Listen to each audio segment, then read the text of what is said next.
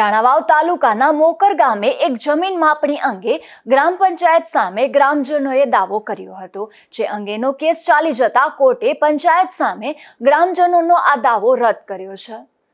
પોરબંદરથી હું વકીલ વિજય પંડ્યા તાજેતરમાં કડિયા પ્લોટના રહીશ શાંતિલાલ વલ્લભદાસ જોશી અને એના વારસો મોકર ગ્રામ પંચાયત તથા સરકારી એજન્સી પંચાયત મામલતદાર અને કલેક્ટર સામે કેસ કરીને પ્લોટ ફાળવણીમાં ભ્રષ્ટાચાર થયો એવા ગંભીર આક્ષેપ સાથે દાવો કર્યો.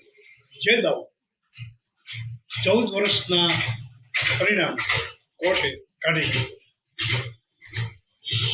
પ્રતિવાદી મોકર ગ્રામ પંચાયતના વકીલ તરીકે મેં વાંધો ઉઠાવી અને કહ્યું કે 270 પંચાયત ધારાની કલમ 270 અને 80 નીચે નોટિસનું આદેશાત્મક જોગવાઈ હોવા છતાં પાલન ન કરવાને કારણે દાવો રદ થવો.